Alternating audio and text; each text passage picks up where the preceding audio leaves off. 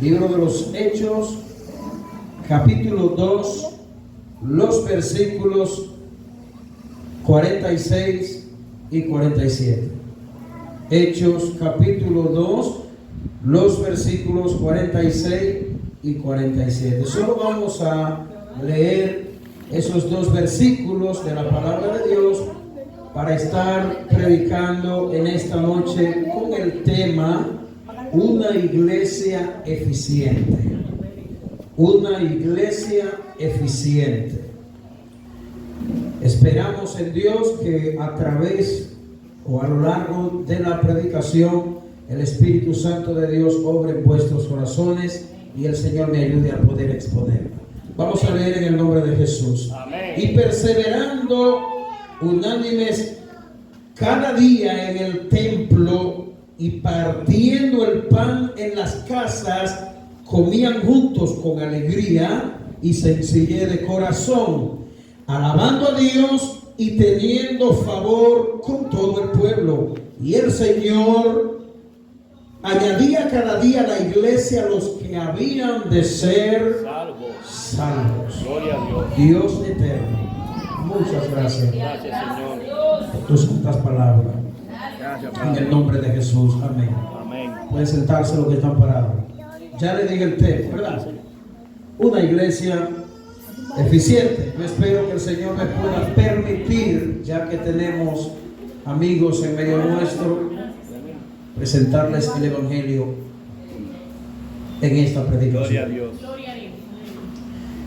Queridos hermanos, yo no sé qué le llega a usted a la mente al escuchar la palabra eficiente. Pues yo creo que la palabra o el concepto de eficiente es una palabra bastante sencilla. Yo creo que el uno escuchar esta expresión, uno fácilmente, si piensa en una empresa o si piensa, ayúdame con los niños, o si piensa en un empresario, de inmediato te va a pensar que cuando nos referimos a eficiente, nos estamos, valga la repetición, refiriendo a algo que funcione muy bien y que cumpla el propósito que se tenga o que se quiera llevar a cabo.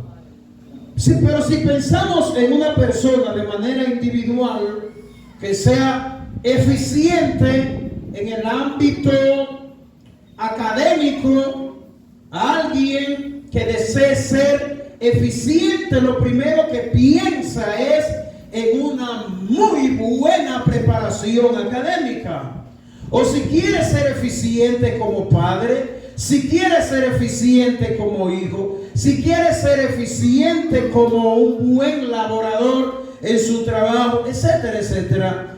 Pero hoy no vamos a hablar de eficiencia empresarial, eficiencia económica, eficiencia en otros ámbitos. Hoy vamos a hablar de lo eficiente que tiene que ser la iglesia del Señor. Pero pensando en cómo nosotros poder encontrar una iglesia local que pueda servir de ejemplo, una iglesia que sea eficiente, de la cual nosotros podamos aprender para seguir sus lineamientos, yo creo, amados hermanos, que resultaría no imposible, pero resultaría un tanto difícil. Lo mismo sucede si vamos a hablar de nuestra sociedad y de nuestro mundo. Para nosotros encontrar modelos en cuanto a la moralidad, modelo en cuanto a seriedad o en otro ámbito de la vida, también resultaría un poco difícil.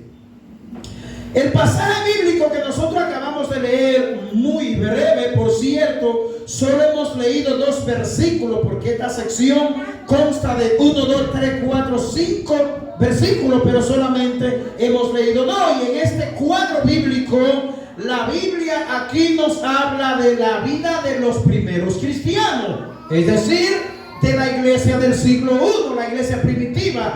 Aquí, hecho en los primeros capítulos, nos habla de el perfil que tenía la iglesia primitiva, cuáles eran las características por las que esta iglesia se caracterizaba, que nosotros podríamos hoy aprender de esa iglesia. La iglesia primitiva, para todas las iglesias o para la iglesia de todos los tiempos, ha sido la iglesia modelo por la cual nosotros debemos aprender. Y yo quisiera, mis hermanos, que usted en estos minutos que estaré con ustedes exponiendo este pasaje, usted preste mucha atención, pero más que eso, que el Espíritu Santo de Dios le permita poder usted entender la palabra de Dios. Una iglesia eficiente. ¿Cuánto anhelamos nosotros? Lo anhela Dios, lo anhelan todos los pastores que han sido llamados por Dios, una iglesia eficiente, pero también lo anhelan todos los creyentes que aman la obra de Dios y el reino de Dios. Se puede hablar mucho cuando tratamos de hablar de qué pudiera ser una iglesia eficiente, o cuando tratamos de definir lo que pudiera ser una iglesia eficiente. Y nosotros, al tratar de definir lo que pudiera ser una iglesia eficiente en una comunidad, porque la iglesia del Señor en cada parte del mundo está llamada a ser una iglesia eficiente. Tiene que ser luz en ese pueblo donde se encuentra. Debe ser un reflejo al mundo que rodea a esa iglesia. Pero cuando nosotros tratamos de definir lo que es una iglesia eficiente, nosotros hablamos muchas cosas en lo cuales muchas veces erramos. O sea, nos equivocamos al tratar de definir lo que pudiera ser una iglesia efectiva o eficiente. Lo cierto es que la Biblia nos plantea claramente cuando una iglesia puede ser una iglesia eficiente, pero no perfecta, porque eso no existe. Tal cosa, iglesia perfecta, no existe en el diccionario bíblico ni en el diccionario secular. Pero sí, nosotros sabemos que esa iglesia imperfecta, Dios las está moldeando hasta llevarla a la perfección. En los planes eternos de nuestro Dios es que su iglesia sea una iglesia perfecta. ¿Y cuándo se llevará esto a cabo? Como lo hemos dicho una y otra vez, en el día de la glorificación, cuando Cristo retorne o venga por nosotros en su segunda venida. Allí seremos glorificados. Yo siento como que hay mucha distracción. No sé si los niños o qué. Pero en lo que tiene que ver con la eficiencia de la iglesia, Dios quiere que su iglesia lo sea. Dios quiere que su iglesia sea una iglesia eficiente, pues de esa manera Dios es o será glorificado y sus planes son llevados a cabo. Pero ¿qué debe tener una iglesia para poder ser eficiente? ¿Debería la iglesia tener algunas cosas que la caractericen? Pues precisamente eso es lo que queremos ver en esta predicación.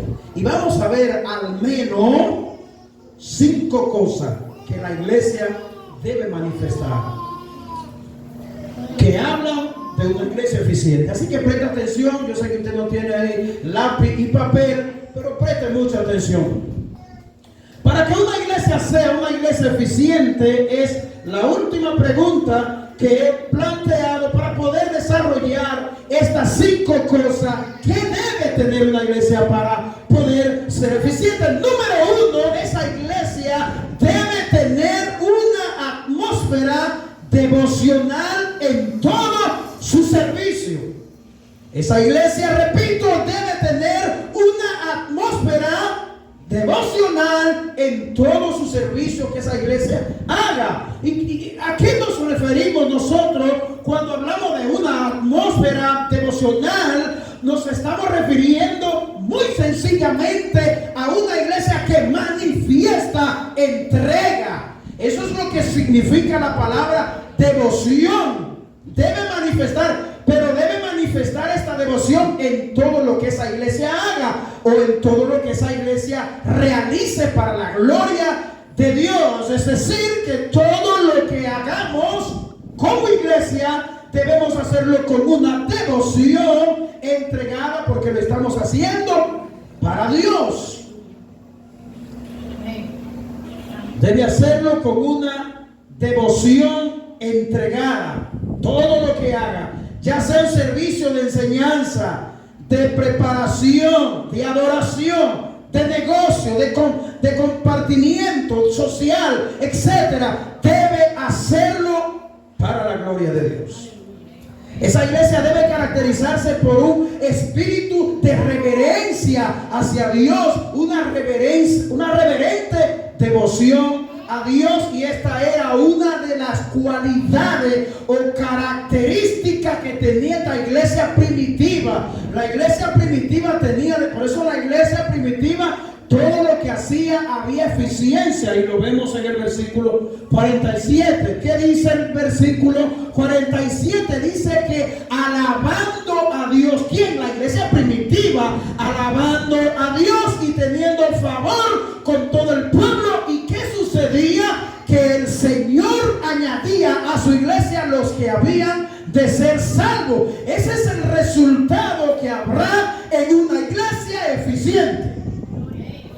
Una iglesia que tenga una atmósfera de servicio, de devoción a Dios. Poderoso es el Señor. Número 2, esa iglesia debe tener un espíritu evangelístico en todos los servicios que esa iglesia haga. Es decir, todo lo que esa iglesia haga y lo que se lleve a cabo alrededor de esa iglesia, debe haber un espíritu evangelístico. En otra palabra, o dicho de otra manera, esa iglesia y cada creyente de esa iglesia local deben tener un fervor y deseo porque el evangelio de Cristo llegue, sea anunciado a aquellos que no conocen el evangelio. Un espíritu evangelístico en todos los servicios que esa iglesia lleve a cabo.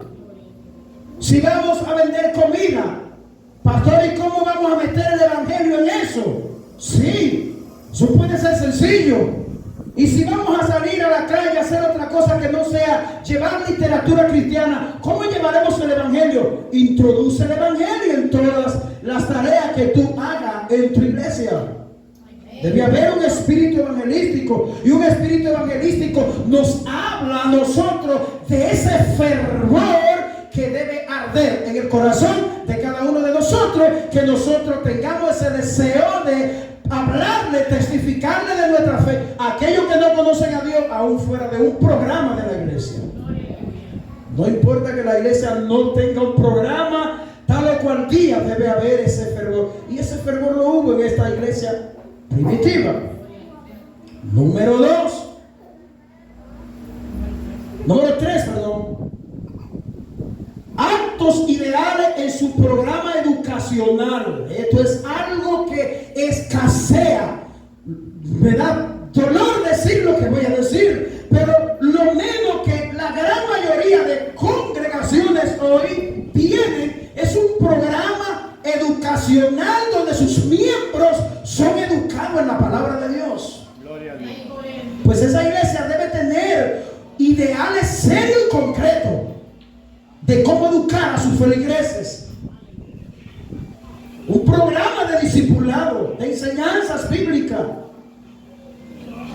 Si una iglesia de nuestros tiempos ha de continuar en la enseñanza y en la comunión de los apóstoles, tal como la tenía esta iglesia primitiva, debe tener, atención, mucha seriedad en sus pensamientos y una muy sana doctrina. Esa es la razón por la que enfatizamos siempre la enseñanza bíblica. Si usted no lo sabía, la razón por la que enfatizamos en primer lugar la prioridad que tiene la enseñanza de la palabra de Dios en nuestra iglesia local es por eso, hermano, porque la iglesia primitiva lo llevó a cabo. Y si una iglesia quiere ser eficiente, no puede echar a un lado del púlpito la exposición de la palabra de Dios. Debe ocupar un lugar céntrico, mis hermanos. Número 4.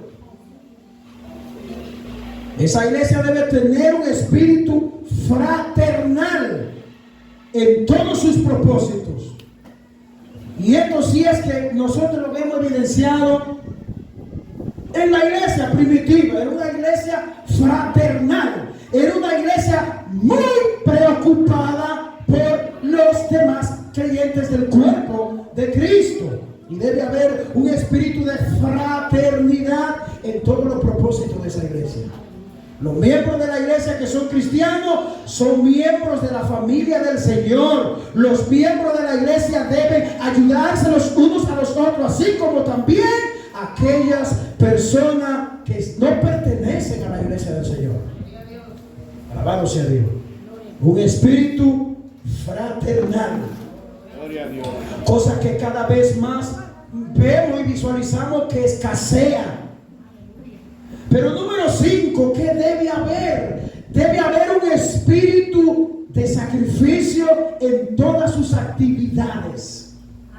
La mayoría vuelvo y menciono, de las iglesias hoy, en todos sus eventos, en vez de haber un sacrificio, lo único que se respira es un beneficio personal. No, una iglesia debe tener un espíritu sacrificial en todas sus actividades que haga.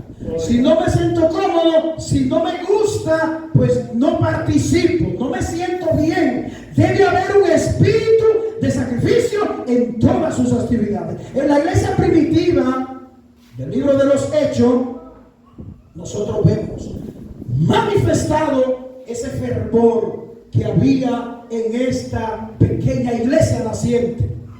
Una iglesia que acababa de nacer sin mucha preparación intelectual. Algunos de los miembros de esa iglesia primitiva, ellos no contaban con un poder político militar.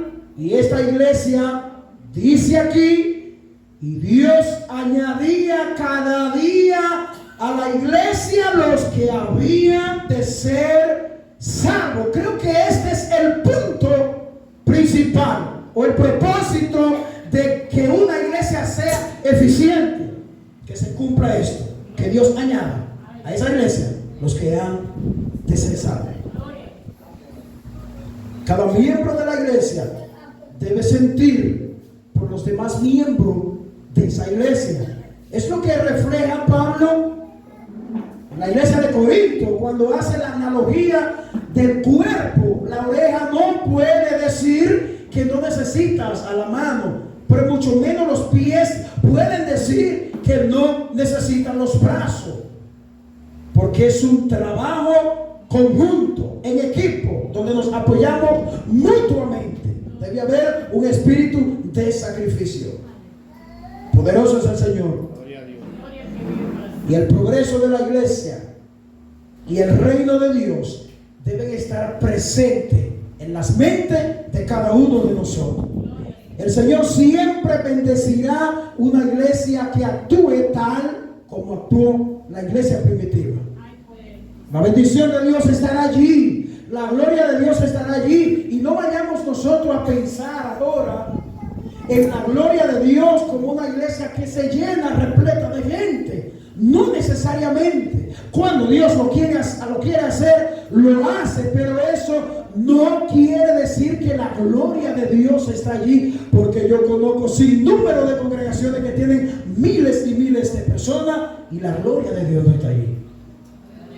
Pues la gloria de Dios se manifiesta donde Dios está siendo honrado. ¿Y donde Dios puede estar siendo honrado? Donde a Dios se le dé la primicia, donde Dios tome el primer lugar, donde Dios sea el centro, donde Dios sea glorificado, donde su palabra tome la preeminencia, donde su palabra tome el primer lugar, donde el amor, la fraternidad, el espíritu evangelístico, el espíritu de servicio reine en ese cuerpo de creyentes. Así que pensar en una iglesia eficiente, hay que pensar en una iglesia que mira hacia la iglesia primitiva, en una iglesia que sigue los pasos de la iglesia primitiva. ¿Y cómo la iglesia primitiva logró? ¿Cómo la iglesia primitiva emprendió y siguió los pasos que esta iglesia siguió? Los pasos del Señor Jesús. En Mateo 28, que es un versículo que nosotros lo hemos leído muchas veces, la iglesia primitiva tomó este mandato sagrado que el Señor le dio a la iglesia. Y es que en Mateo 28, versículos 19, o específicamente el versículo 18, dice, y esto fue lo que la iglesia primitiva hizo. Dice: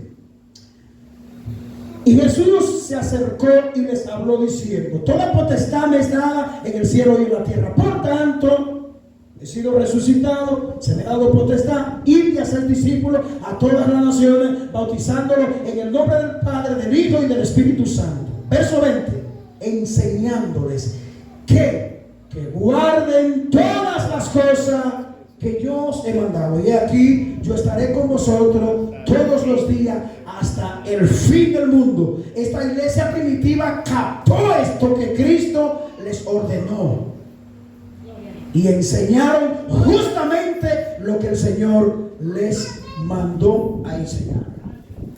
¿Y qué podemos nosotros decirle antes de concluir a los amigos que nosotros tenemos en medio nuestro?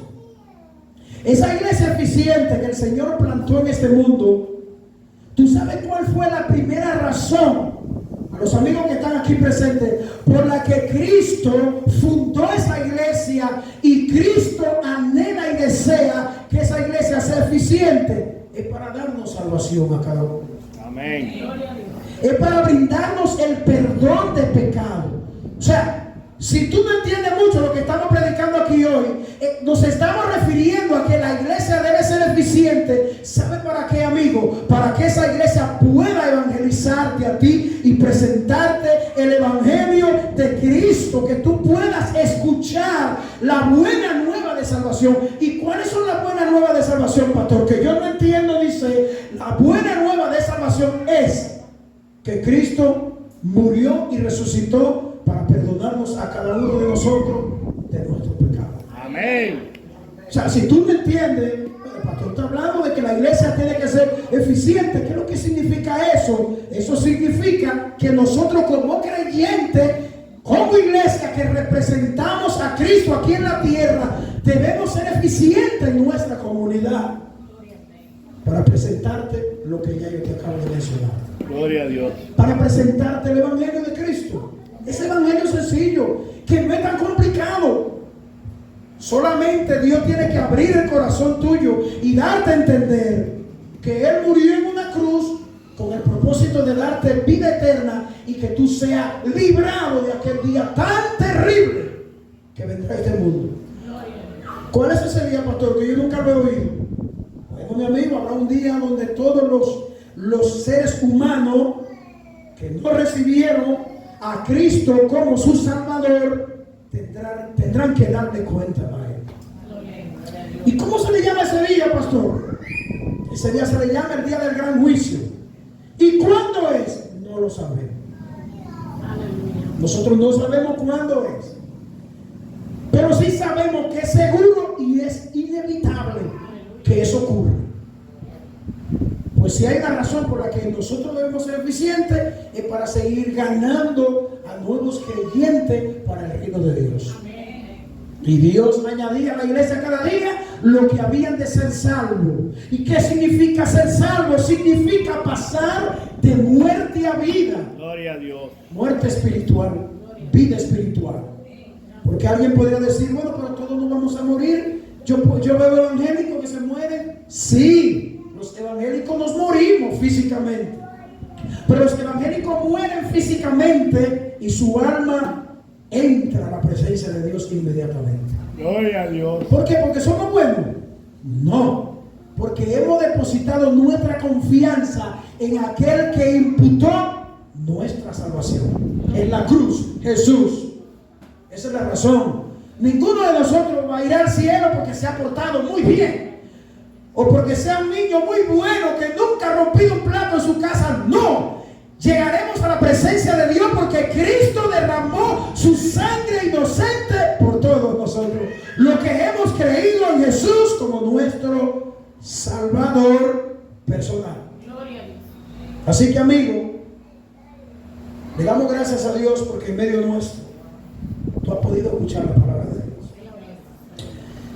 Y como aplicación y conclusión, ¿qué le decimos a los hermanos? Si tú pensabas que permanecer en una iglesia local no conlleva compromiso profundo con Dios y tus hermanos, estaba equivocado y equivocado.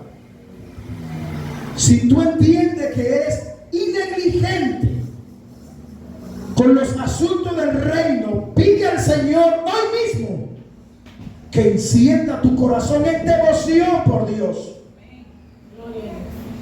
Recomendaciones importantes para ti y para mí. Aplica la palabra en tu corazón. ¿Qué significa eso? Practícala. Practica la palabra. Llévala al corazón, practícala, vívela, acciona en ella.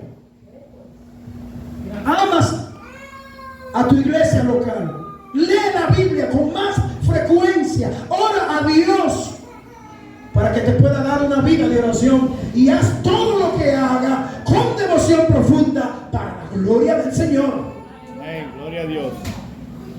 Y como que ese servicio fuera para ti mismo, hazlo así.